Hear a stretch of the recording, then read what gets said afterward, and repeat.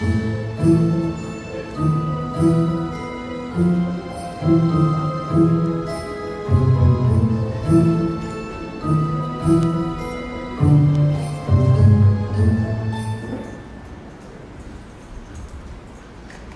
tarde, Ponte.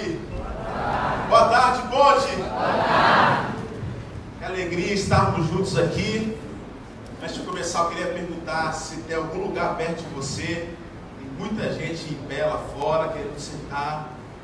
Quem também pedir, se tiver mulher aqui em pé, meu amigo, não tem um problema seríssimo. Então, homens que estão perto dessas mulheres em pé aí, ó, dê o seu lugar, por favor. Tem muita gente querendo sentar. Tem algum lugar perto de você? Levanta sua mão. O pessoal ali, dá uma olhada. Tem alguns lugares aqui, tem dois aqui. Tem mais um aqui. Aqui na frente também é interessante, porque às vezes eu dou uma cuspida, mas a cuspida é santa, irmãos.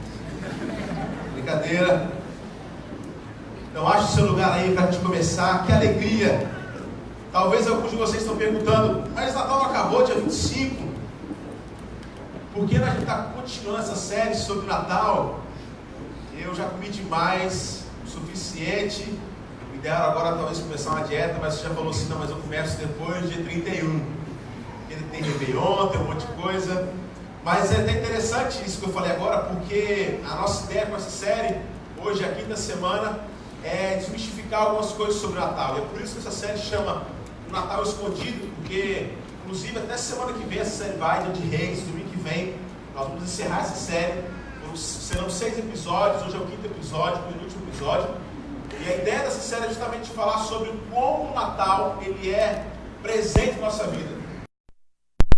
Reflexões para nós, que o nascimento de Jesus Cristo, ou seja, o Natal, deveria trazer para nós, ou apresentar para nós algo muito especial, que a gente talvez nem percebe o quanto o Natal está presente no nosso cotidiano. É claro que a maioria de vocês fazem parte da igreja evangélica, são cristãos há algum tempo, e se eu perguntar para você o que é Natal, talvez a sua primeira resposta vai ser o nascimento de Jesus. Mas é fato que o mundo tem perdido um pouco a essência do que significa o Natal, e vão lembrar sempre das festas, família, reconciliação, isso é legal, isso faz parte também. Mas a mensagem central é o nascimento de Cristo, mas não é simplesmente algo histórico que nós comemoramos no dia 25. Inclusive é interessante pensar o quanto nós brasileiros somos agoniados. É um dos poucos países do mundo que a gente celebra quanto? 24 à noite, irmãos. E é difícil segurar a criança da meia-noite, porque o Papai Noel está chegando, o Papai Noel está demorando muito, papai, calma, vai chegar.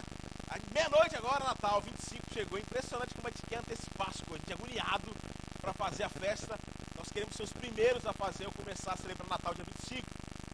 Mas é engraçado, irmãos, porque essa festa que faz parte da nossa história, da nossa vida, até você que não é cristão, nós temos algo que é um marco, porque o tempo de fato é contado a partir de Jesus Cristo. O ano zero, ele começa a ser contado a partir do nascimento de Cristo Jesus. A era antes de Cristo, depois de Cristo, ela vem do nascimento de Jesus. Nós vamos chegar agora em 2020. E hoje, nesse episódio, nós vamos falar um pouco sobre uma realeza exilada. E nós começamos a ler um texto, eu vou reler aqui rapidamente, porque o Evangelho de Lucas, ele explana muito legal, assim, porque Lucas, muita gente acha que Lucas foi um testemunho ocular de Jesus. Lucas não foi. Apesar de ser chamado o Evangelho, ou seja, um livro que traz a boa notícia, Mateus, Marcos e João sim, mas Lucas foi o grande médico que também escreve o primeiro livro, Atos dos Apóstolos, depois dos Evangelhos. E é interessante porque Lucas tem cada coisa precisa, porque talvez aquele que mais buscou com precisão alguns relatos de buscar tal. E Lucas relata no capítulo 2, a partir do versículo 8, nós vamos ler do versículo 8 até o versículo 20, a chegada de Jesus para as pessoas improváveis. Os pastores que se deleitaram naquela noite onde os anjos chegaram para falar, ei, aconteceu algo especial. E eu li aqui, mas eu faço questão de reler. Nós começamos o culto assim, mas capítulo 2 do livro de Lucas, o Evangelho de Lucas, a partir do versículo 8, diz o seguinte, havia pastores que estavam nos campos próximos e durante a noite tomavam conta dos seus rebanhos. E aconteceu que um anjo do Senhor apareceu-lhes e a glória do Senhor resplandeceu ao redor deles e ficaram aterrorizados. Mas o anjo lhes disse, não tenham medo, estou lhes trazendo boas novas de grande alegria, que são para todo o povo. Hoje, na cidade de Davi lhes nasceu o Salvador, que é Cristo o Senhor. e isso lhes servirá de sinal. Encontrarão um bebê envolto em panos e deitado numa manjedoura. De repente, uma grande multidão do exército celestial apareceu com um anjo louvando a Deus e dizendo: glória a Deus nas alturas e paz na terra aos homens aos quais ele concede o seu favor. Quando os anjos deixaram e foram para o céu, os pastores disseram uns aos outros: vamos a Belém e vejamos isso que aconteceu e que o Senhor nos deu a conhecer. Então correram para lá e encontraram Maria e José e o bebê deitado na manjedoura. Depois de o verem, contaram todos o que lhes fora dito a respeito daquele menino. E todos os que ouviram o que os pastores diziam ficaram admirados. Maria, porém, guardava todas essas coisas e sobre elas refletia em seu coração. Os pastores voltaram e glorificando e louvando a Deus por tudo o que tinham visto e ouvido, como lhes fora dito. Amém? Vamos orar mais uma vez, feche seus olhos. Pai, nós estamos aqui na tua casa e como nós oramos todos os domingos antes de começar a pregação, Pai, que o teu Santo Espírito possa falar conosco nessa noite, Pai. Não são canções que podem transformar a vida de ninguém, não é a palavra de uma pessoa, de um pastor, mas nós cremos, Pai, que teu Espírito Santo, que está aqui hoje, é capaz de falar ao nosso coração nesse último culto do ano, verdades sobre a nossa vida, nosso respeito. E eu te peço, Senhor, para que o Senhor possa nos confortar, talvez nos confrontar com verdades sobre nós. Eu creio que nessa noite, com toda a certeza que eu tenho, com a minha fé em Ti, Senhor, que o Senhor operará milagres neste lugar, Pai. Que o Senhor irá trazer salvação a este lugar. Eu te peço isso em nome daquele que nasceu, daquele que morreu, daquele que ressuscitou, Jesus Cristo de Nazaré. É em nome de Jesus que nós oramos. E se você crê nisso, diga um amém bem forte aonde você está. Glória a Deus. Esse texto é bem interessante, irmãos, porque quando a gente fala sobre uma realeza exilada, nós vamos fazer talvez um paralelo, porque talvez exílio, quando eu falo a palavra exílio, a primeira coisa que vem na sua cabeça são pessoas que têm fugido dos seus países para manter a sua vida. Nós temos tido uma crise no Brasil, principalmente no norte do país, quando os venezuelanos estão se exilando, ou seja, exílio significa deixando a sua própria pátria. E o que isso tem a ver com o Natal, o que isso tem a ver com a nossa história? Tudo a ver. Porque nessa questão, quando eu falo sobre exílio, existe duas vertentes. Uma, do coração do Senhor, dono da terra, e outra, do forasteiro que busca encontrar a solução para os seus problemas. Talvez quando a gente vê, inclusive nos Estados Unidos, essa crise migratória, onde o povo quer correr para lá, você, porque é uma pessoa, graças a Deus, bem-sucedida, e entende, como eu também entendo, assim, é complicado essa questão, e eu sei que é complicado, porque o povo quer entrar numa pátria onde está tudo tão organizado, e agora vai virar uma bagunça, então, por quem é que pode entrar, quem é que não pode entrar? Ou mesmo se você morasse ali em Rondônia, talvez algum norte do país ali, a crise migratória, onde os venezuelanos estão tentando fugir para comer. Se você é dono de uma casa ali perto de uma praça daquela, você fica revoltado, você fala, como é que vai ficar essa bagunça aqui? Mas por outro lado, imagina se você fosse a pessoa que tivesse que fugir para ter vida, para encontrar comida. E eu não estou falando o que é certo, o que é errado, mas são duas vertentes complicadas de falar assim, não, a verdade sobre isso é essa, e nós temos que receber, claro, mas também é complicado receber e virar uma bagunça. Então existe um paradoxo sobre o que a gente de fato tem que fazer. Mas essa história sobre exílio tem tudo a ver sobre a história de Jesus. Porque vocês vão ver que o próprio Jesus foi alguém que foi exilado. O próprio Jesus foi alguém que deixou o céu para nascer de maneira completamente paradoxal, ilógica, humanamente falando. O evangelho difere de qualquer outro tipo de religião, porque o maior se fez pequeno e morreu pela vida dos seus súditos. Não são pessoas que têm que morrer pela vida do seu rei, mas ele fez isso para nos mostrar o que significa o verdadeiro amor. E nessa passagem, nós vamos lembrar, quando a gente fala sobre exílio, porque quando nós pensamos em nossa vida, ou 2019, eu não sei, talvez o seu ano foi extraordinário. E você está aqui hoje com um coração grato, falando assim, meu irmão, glória a Deus pelo meu ano, foi massa. Mas talvez você está aqui hoje falando assim, meu irmão, o último culto do ano eu vou lá para ver o que vai acontecer, porque pensa num ano ruim, pensa num ano complicado. Meu time, mais uma vez, não subiu da terceira para a segunda, não sei. Rapaz, eu acabei um casamento, meu filho saiu de casa, essa doença chegou na minha casa, eu estou com problemas emocionais.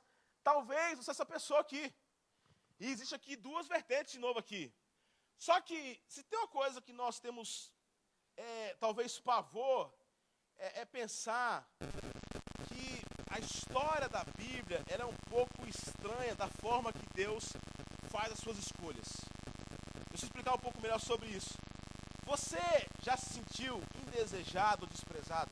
Meu amigo, você pode ser a pessoa crente que for, não, eu quero sofrer por Jesus. Mas ninguém aqui tem prazer falar assim, meu sonho em 2020 é ser desprezado. Se você tem isso no coração, você tem um problema seríssimo, quero conversar com você depois. Meu sonho é ser indesejado. Nossa, parece que tem gente que quer ser isso, né? Que é tão chato, parece essa pessoa está fazendo um esforço para ser indesejado. Não é assim? Mas ninguém tem vontade de ser indesejado, ninguém tem vontade de ser desprezado. Só que na vida, irmãos, quando a gente fala sobre exílio, é um paradoxo, porque aquele que é estranho e chega num aspecto ou uma vida comum que já tem as suas métricas, você se acha um peixe fora d'água. Eu me lembro, eu nasci numa cidade pequenininha, no Mato Grosso, uma cidade chamada Alto Araguaia, com 9.000 pessoas, e toda vez que chegava as férias, a gente gostava de ir para casa dos meus avós maternos. Eles moravam numa cidade que era pequena, mas era interior de São Paulo, então para mim era metrópole, era um negócio gigante chamado Jaú, interior do estado. Eu lembro que quando eu chegava lá, eu falava, o que é esse negócio aqui? Pá? Que massa, como os filmes, essa cidade tem um farol de trânsito. Quem é do interior sabe o que eu estou falando aqui. E quando a gente chegava lá, eu lembro que eu tinha 6 anos de idade, e chegou a notícia que o Papai Noel ia chegar num clube da ABB, Associação Atlética do Banco do Brasil. E ele ia chegar de helicóptero, meu amigo. Eu sonhei durante aquela semana toda em ver o Papai Noel chegando de helicóptero. E eu me lembro que eu fui para lá, e ia chegar, e cadê aquele negócio que não chega? E eu lembro que estava jogando futebol com as crianças, e eu fui fazer xixi atrás do campo lá, e quando eu comecei a procurar o Papai Noel, eu comecei a perceber que minha calça estava um pouco quente demais. E eu tinha feito xixi na minha calça inteira. Aí quando eu volto, sempre tem uma pessoa guiada pelo diabo. Faz o quê? Ei, tá mijando a calça, meu irmão! E você fica assim, o que é isso? Você quer matar? E aquilo foi tão constrangedor pra mim, irmãos, porque quando eu chegava, eu pensava, fez xixi na calça. E eu lembro que eu queria ver o Papai Noel, mas eu não tinha coragem. Eu me senti completamente desprezado.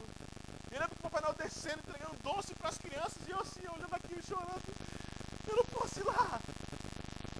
Eu me senti de fato desprezado, indesejado, por causa da minha vergonha, por causa de um erro que eu cometi. Como idiota eu fui. Como é que eu não prestei atenção? Por que eu fiz isso? Quando nós falamos sobre um rei, uma realeza que é exilada, nós podemos olhar para essa história e fazer a primeira conclusão.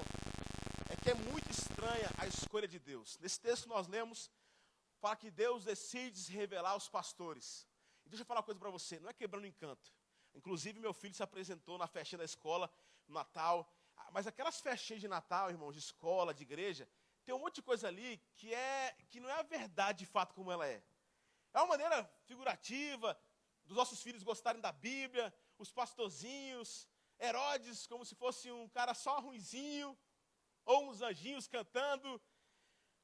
Quando a gente fala sobre os pastores que receberam a notícia, os pastores eram pessoas indesejadas. E por mais que talvez você pense assim, mas pastor, o cara que fala, que pregava, não.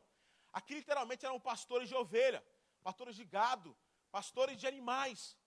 E esses pastores, eles eram pessoas indesejadas, a começar um pouco antes de se tornarem desejados. O primeiro pastor relatado na Bíblia é um cara chamado Abraão. Abraão é um cara agricultor, cuida lá da sua fazenda. Deus chama e fala assim, ei, a gente viu isso no 2º capítulo. Pense numa família que não é de realeza, que Deus escolheu que Jesus nascesse. Abraão é um cara comum, que Deus chega e fala assim, a partir de você, eu vou te dar muitos filhos, muitos netos. Abraão era um pastor, depois do tempo, Abraão, Isaac, Jacó, lembra, depois José do Egito, as 12 tribos de Israel, o povo fica mais de 400 anos escravizado. E nesse processo, os pastores começam a ser odiados. Por quê?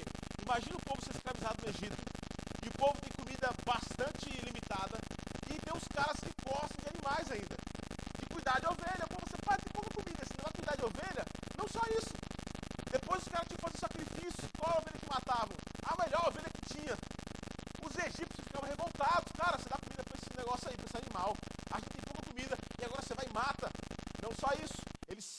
escravidão, eles estão 40 anos no deserto e eles continuam levando as suas ovelhas, eles estão pastoreando. Só que aí, meu amigo, comida limitada, dinheiro limitado, e os pastores eram tidos como escória da sociedade, assim como cobradores de impostos e catadores de lixo. Era um povo assim, eita, chegou um pastor de ovelha, porque o cheiro dele era forte. Ele era tão desprezado que até mesmo no templo ele não poderia entrar, porque era tido como impuro. Imagina, é pastor, não entra. E nessa história aqui, irmãos, nos mostra algo muito interessante, que faz uma correlação conosco, porque a gente chega no final de 2019, e nós cremos que toda a Bíblia é inspirada por Deus, para que nós possamos fazer um paralelo com essa história. Porque qualquer tipo de religião, você vai ouvir que você precisa ser alguém especial para ser aceito por uma divindade. O Evangelho, irmãos, e quando Deus escolhe, e Deus escolhe, é uma escolha estranha, escolhe pessoas que são escória, Ele escolhe pessoas que são estranhas, Ele escolhe pessoas que são indesejadas, que são desprezíveis. E quantos de vocês estão aqui hoje, que chegaram aqui hoje e falaram assim, rapaz, eu vou na igreja lá porque pensou complicado. Mas outros chegaram talvez porque a gente tem essa visão religiosa. Deixa eu explicar uma coisa. Quando a gente fala sobre religião, religião significa religare, é uma ligação de você com um ser superior. Mas existe uma diferença muito grande entre religião, ser alguém religioso, e ser alguém que entende o Evangelho. Deixa eu explicar um pouco melhor. Porque eu sei que tem muitas pessoas que se dizem, não, eu sou religioso, eu faço isso, aquilo. Presta atenção.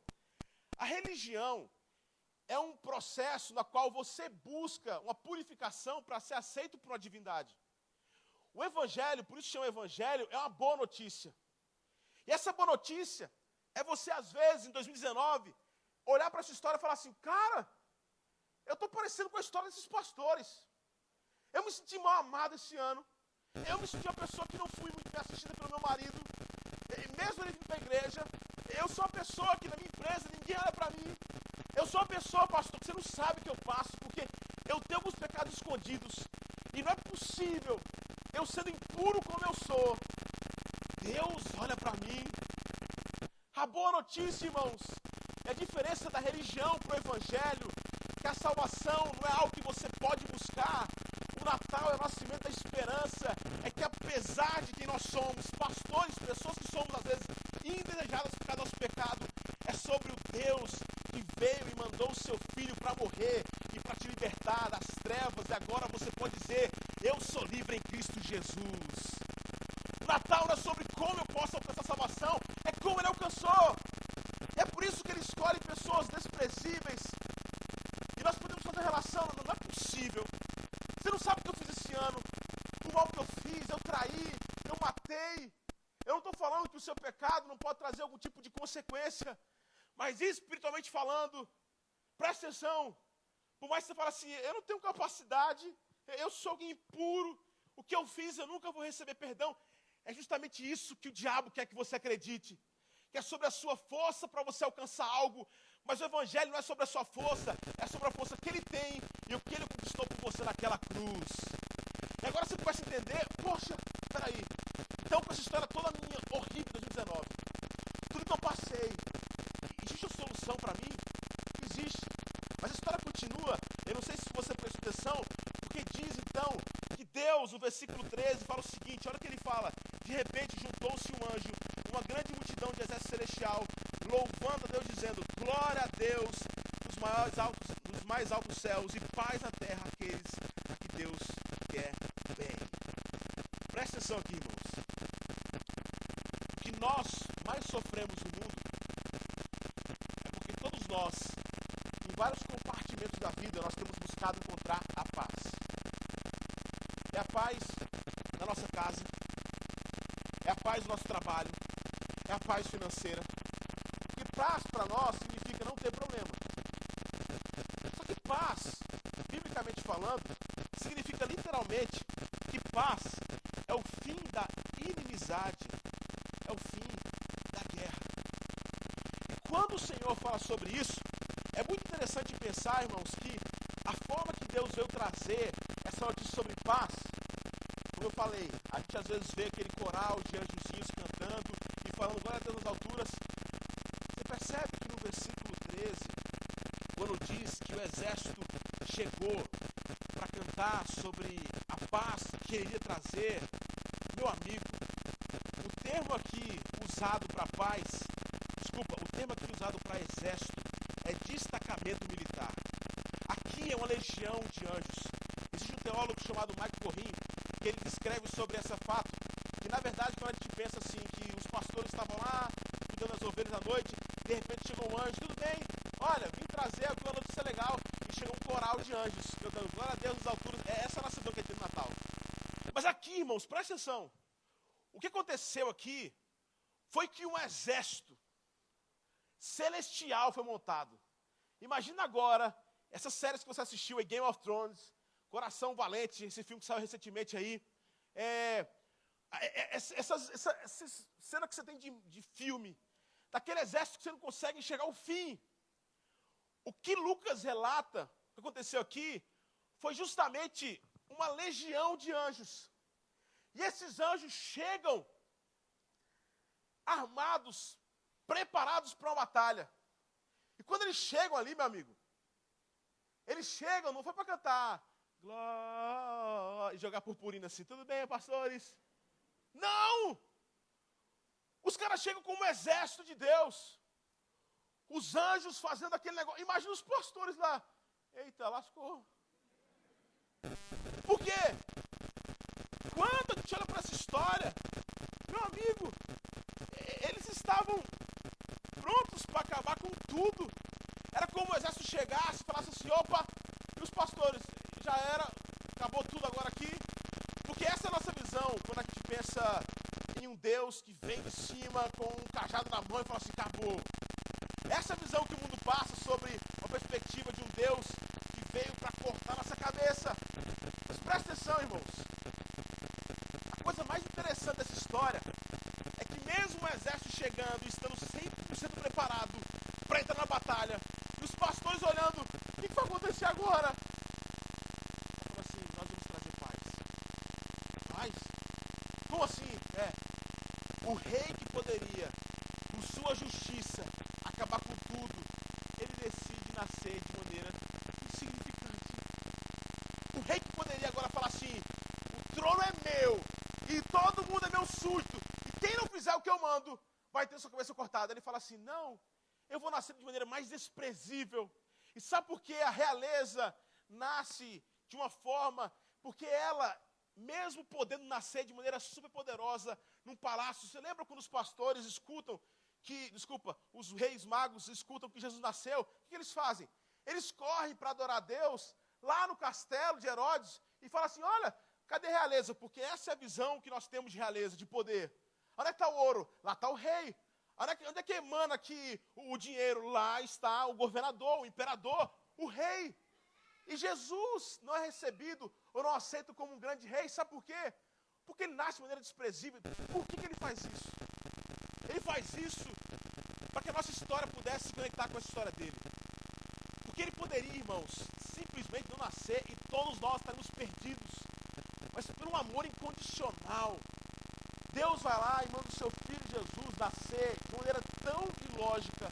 E a ilógica é porque quando nós olhamos para um conceito teológico, Deus manda o seu filho e ele é exilado do céu e nasce num lugar insignificante.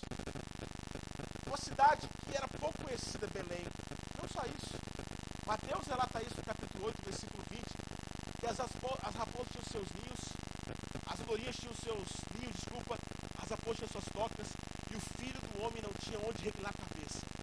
É por isso que Jesus ele é crucificado do lado de fora dos portões de Jerusalém, porque ele era nem considerado cidadão.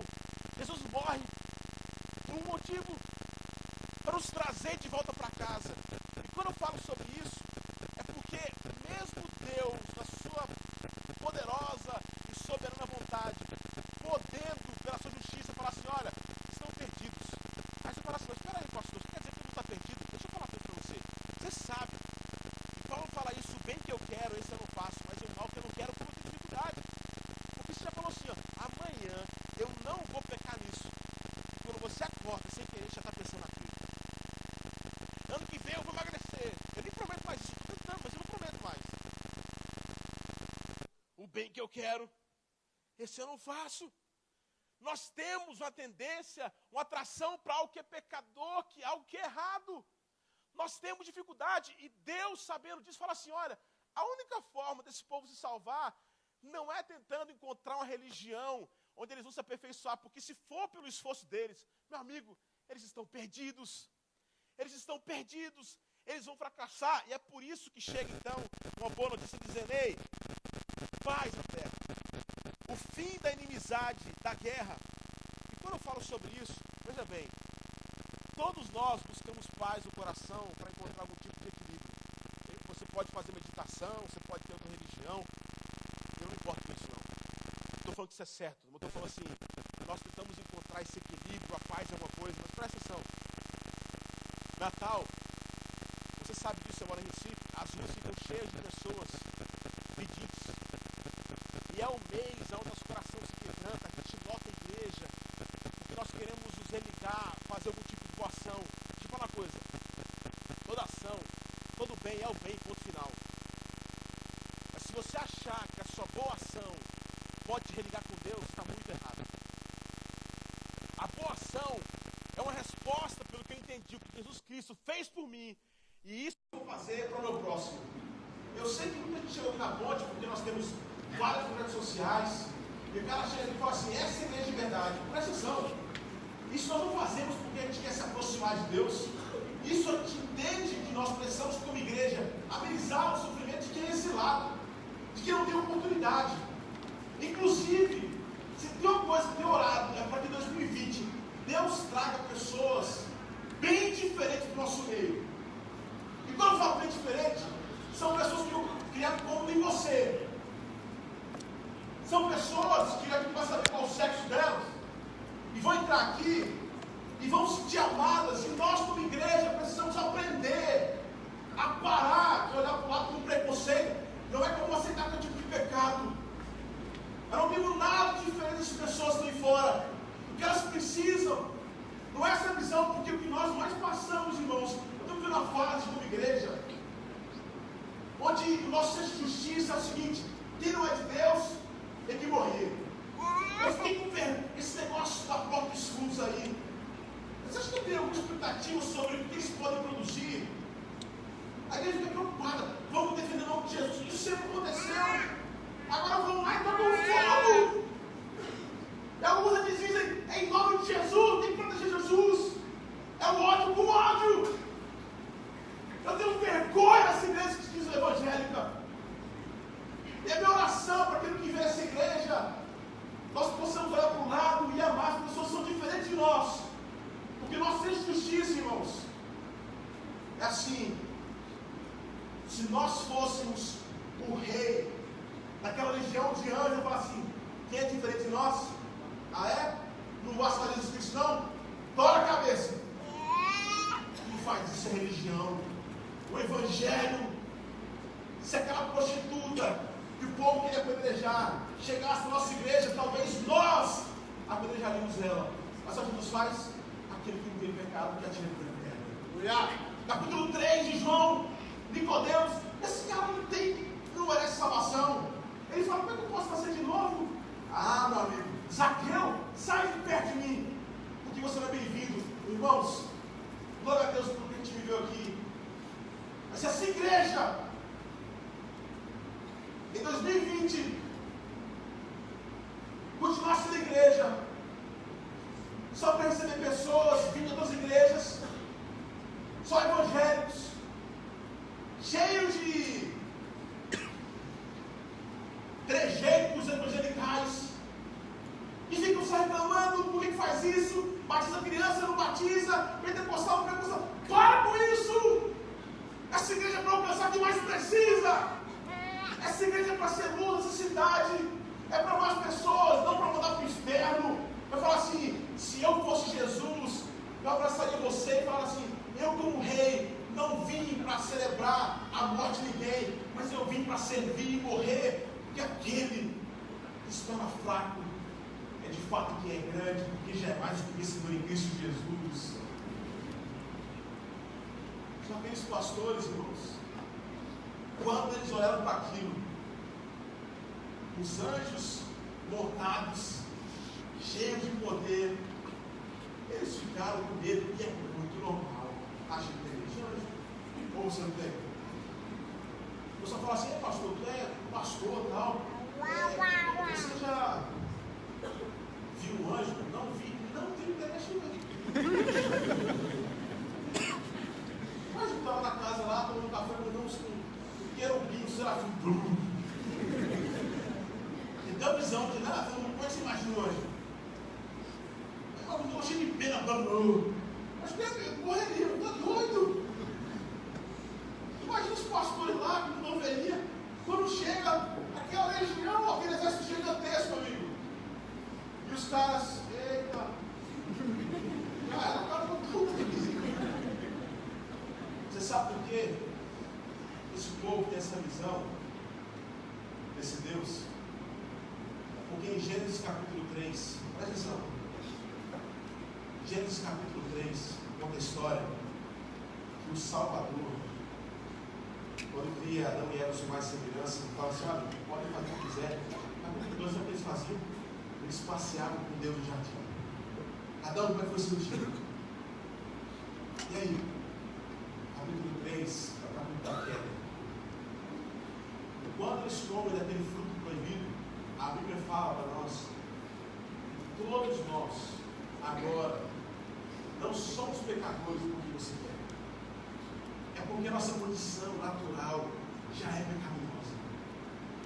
Nós já nascemos fora da vontade de Deus. Eu sempre conto isso, eu insistente. Só quem é pai entende mais o que eu falo. Porque se você quer ver quanto pecado, ele é desde a minha filha Esté, de 1 ano, a gente montou a árvore de Natal. Não tem mais nenhuma bolinha na parte de Natal.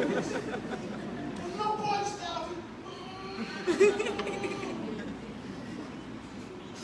Não, amarrado em nome de Jesus.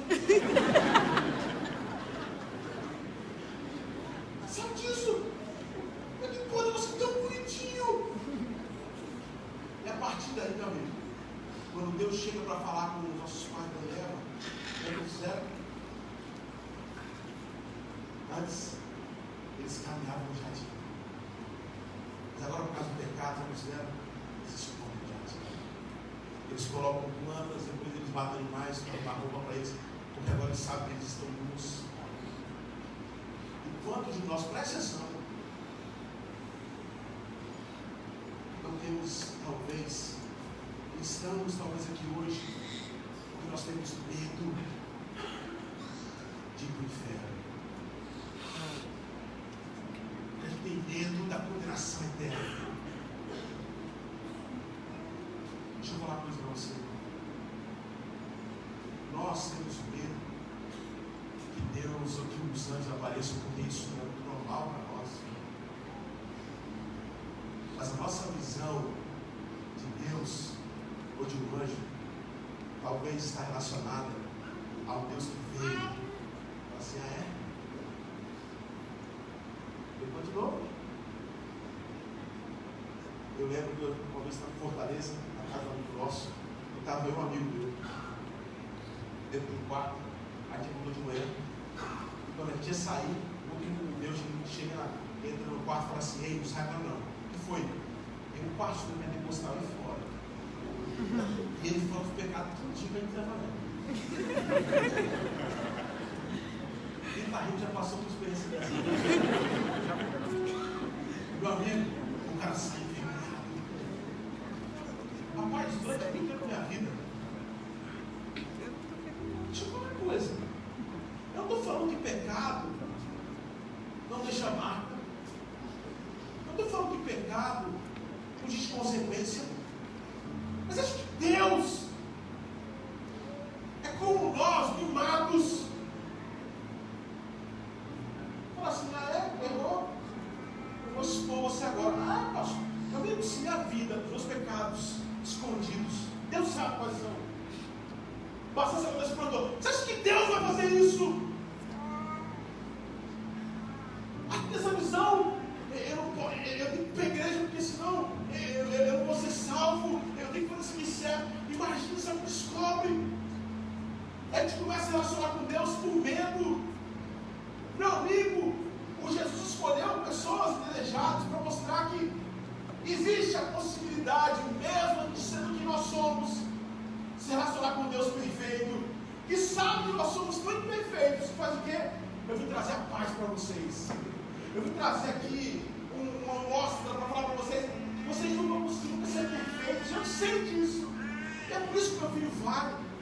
E não vai como um rei triunfante para colar a cabeça de ninguém. Ele vai se fazer pequeno, para que vocês possam se relacionar com ele. E pessoas tão ruins quanto vocês possam encontrar solução, não aquilo que elas podem se aperfeiçoar, mas a esperança que Jesus Cristo já fez tudo isso por vocês naquela cruz. Meu amigo, minha amiga, talvez o 19 foi o pior ano da sua vida, mas presta atenção, 2020 vai ser o melhor ano da sua vida. Ah, pastor, então tudo que eu planejei dar certo. Não, é porque agora você vai entender a encontrar paz em Deus. E paz em Deus significa confiar em Deus, não no seu plano. Rubem Alves, no final da sua caminhada, perguntou para ele assim: por que você chegou até aqui? Sabe o que ele falou? Porque as coisas que eu planejei, quase todas deram errado. Você percebe quanto o seu plano pode ser frustrado? Porque se o seu plano de vida perfeito tivesse dado certo, você não estaria aqui hoje. Sabe onde você estaria? Já no Canadá, você quer ir para lá. Você estaria no iate agora, jantando na frente do Marco Zero. Você está na cobertura, na sua casa de praia. Você percebe os planos que você fez. Agora Jó, depois de passar por tanta tribulação, é como se fosse 2019, horrível. Ele fala assim: Senhor, pensei que teus planos não podem ser frustrados. Em 2020 vai ser o melhor da sua vida quando você entender que você precisa ter paz em Deus, que você precisa descansar em Deus. Porque sabe como é que vai ser 2020 para você? Bom ou ruim? O seu sexto destino é o seguinte: pastor, eu tenho tudo, já escrevi tudo, está aqui, eu senti isso aqui. Se isso aqui der certo, é sucesso. E você fala assim: Deus, espera aí, quem está fazendo plano sou eu. Aí você faz o plano e fala assim: agora vem abençoa-nos. Você não fala: Senhor, o que só quer que eu faça? Aonde você quer que eu monte aqui meu planejamento de vida? Presta atenção. O seu medo, o medo que os pastores tiveram, é normal. Mas por favor, leva a coisa no coração. Esse ano, talvez o 19 disse tanta coisa. Você hoje, talvez está aqui hoje se sentindo desejado, porque só Deus sabe a crise da sua casa. Você está se sentindo menosprezado, porque só Deus sabe a crise dos seus filhos. Você hoje está passando pela crise porque você tem sucesso. Você tem o que eu acho que precisa para você ter sucesso. Mesmo assim, um sentimento de vazio preenche o seu coração. O medo preenche a sua vida. Aí você fala assim: não é possível que esse Deus.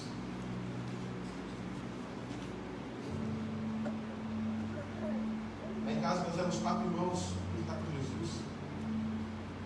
Dos 4, eu fui disparado aquele que mais apanhei do meu pai. Não sei porquê.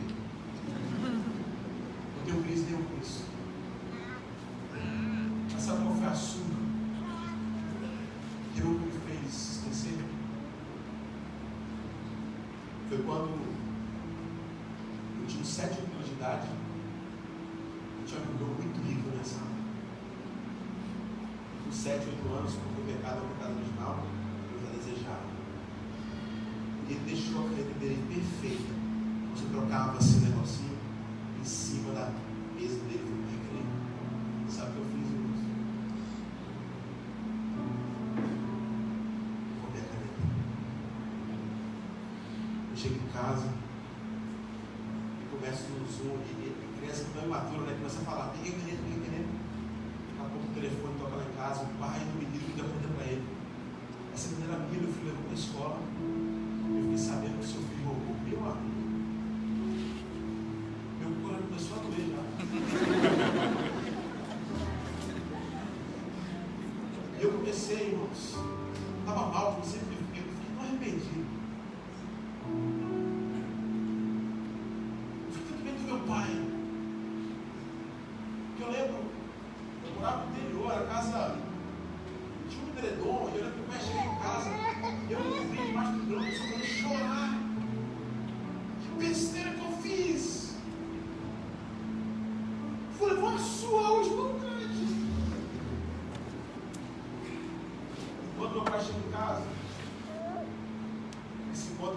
garoto chorando arrependido pelo que tinha feito.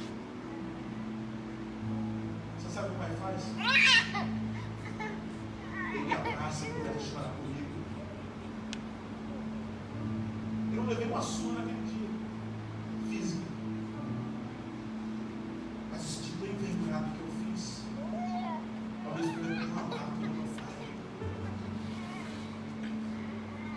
Você tem medo de Deus, porque talvez você ache assim, eu, insignificante como os pastores, se eu chegasse na minha vida hoje sabendo o que eu fiz, eu não teria chance alguma. A boa notícia é que Deus não te trata para aquilo que você merece. Por isso que nós chamamos de Jesus, nosso advogado, o preço já foi pago pela sua.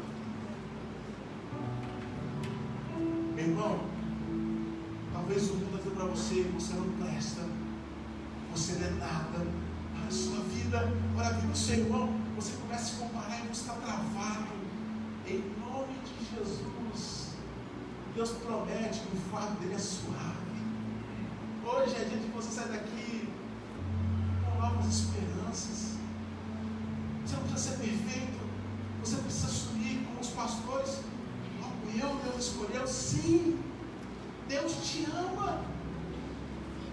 Deus não é o Deus que me fala assim, deixa os nossos pecados no projetor. Sabe o que ele faz? Porque aquela história do filho pródigo nos conta algo especial, irmãos. Que o filho mais novo, parecido conosco, a gente fala assim, não, 2020 eu vou ser feliz se eu tiver mulher, poder, dinheiro. Se eu tivesse, eu vou ser feliz. Ele sai, ele usa tudo que ele tinha, todo o dinheiro do seu pai.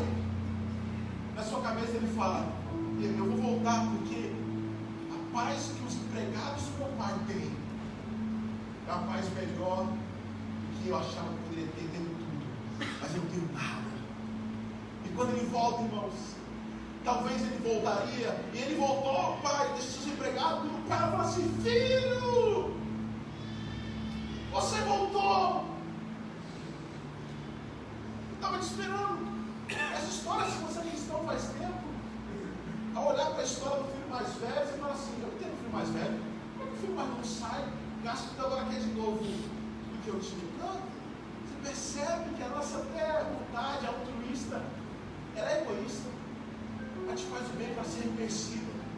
Irmãos e irmãs, o Pai sabe exatamente o que você precisa. O Pai precisa que você se arrependa e você é abraçado por Deus nessa noite. Filho, eu sabia que você tinha problema, eu sabia que você tinha erro, mas aqui está a boa notícia. Meu filho nasceu, Natal aconteceu. Meu filho foi ensinado para que um versículo fosse a nossa história. Jesus promete isso. Eu sou o caminho, a verdade e a vida. Ninguém pode voltar para casa se não for através de mim. Deus te abraça nessa noite. Deus sabe que você tem passado em 2020 vai ser o melhor ano da sua vida. Não é porque todos os planos vão dar certo, não. Mas é porque em Jesus você vai encontrar a paz que excede todo o entendimento. Você vai passar por complicação, eu estou em Jesus. Vai passar por dificuldade, eu estou em Jesus. O método que te oferece uma vida sem problema é o método que tem a ver com o Evangelho. Isso não é Evangelho, isso é religião. Isso é prosperidade, isso não tem nada a ver com Jesus Cristo. Não vamos ter dificuldade, mas nós vamos ter um ano, porque nós vamos viver a paz que excede